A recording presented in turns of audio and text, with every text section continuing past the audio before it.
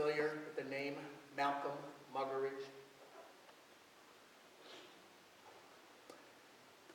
Any of you familiar with the name Blessed Mother Teresa of Calcutta? Malcolm Muggeridge was a non-believer who was a British journalist, an author, and a media person.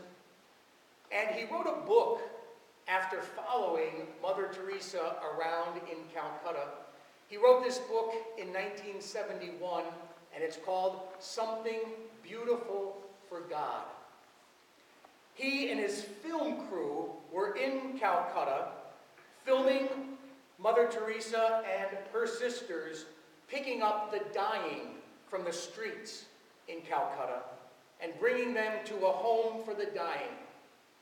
And in his book, he wrote this: "This home for the dying is dimly lit by small windows high up in the walls, and Ken was adamant that filming was quite impossible there.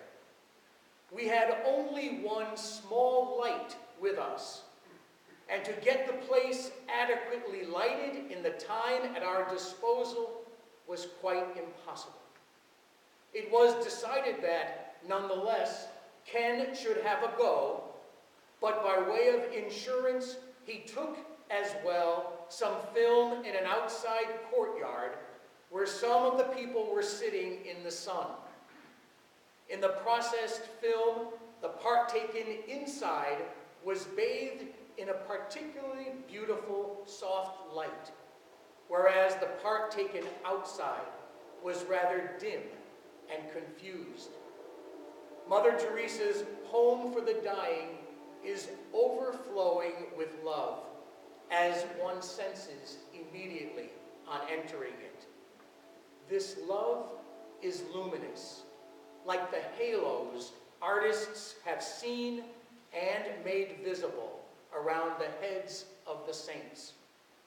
I find it not at all surprising that luminosity should register on a photographic film." Our readings today are about light versus darkness, about seeing with the eyes of God beyond appearances into the heart of people. Our readings are about luminosity. 9 members of this Elon community and I traveled to Jamaica, a place called Adelphi, about 40 minutes south of Montego Bay, to a place called Blessed Assurance, which was a place of luminosity. It is a refuge for 35 children. Children suffering from severe mental and physical disabilities, many who were in wheelchairs. And it was there that we saw luminosity. Blessed Assurance is run by an organization called Mustard Seed Communities that have 3 other sites in Jamaica for homeless children and young adults, abandoned by their families, abandoned by society. I didn't know the reason why, but Mustard Seed Communities sent me, and I shared it with the students and my other chaperone, a list of the names of the children from Blessed Assurance. 3 weeks ago, these names meant absolutely zero to me. Names on a piece of paper.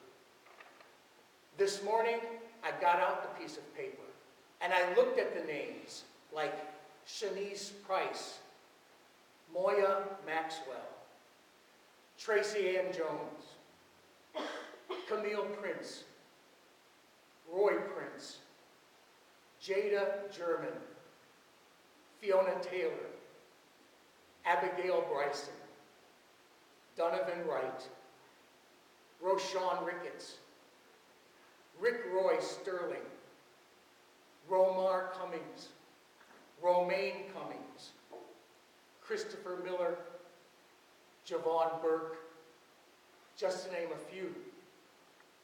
And as I look at these names, they now have faces attached. They now have personalities. They now have smiles. They now have compassionate actions.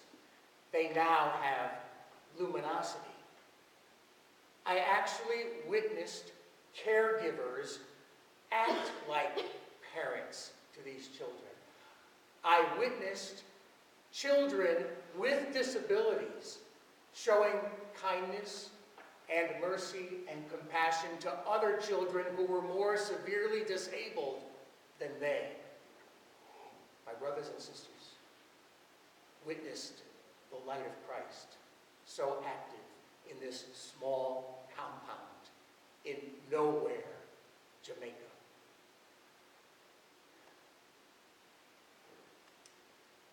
On the plane ride back from Charlotte to Raleigh yesterday evening, my co-chaperone was sitting next to me. And she said to me, we sang numerous songs with the staff and the children during the devotion time at 12:30, but we never sang the song, Blessed Assurance. She belongs to St. Mark's Church. And I said to her, there is such a song, Blessed Assurance? I Googled it today. Blessed assurance, Jesus is mine. Oh, what a foretaste of glory divine. Heir of salvation, purchase of God, born of his Spirit, washed in his blood. This is my story, praising my Savior all the day long. This is my story. This is my song, praising my Savior all the day long. Perfect submission, perfect delight, visions of rapture now burst on my sight. Angels descending bring from above echoes of mercy, whispers of love. Praising my Savior all the day long. Each one of us at our baptisms, and I'm sure you don't remember, were given a candle, and the words were, receive the light of Christ. Each one of us has been given the gift of the light of Christ. The light isn't for us. The light is for others.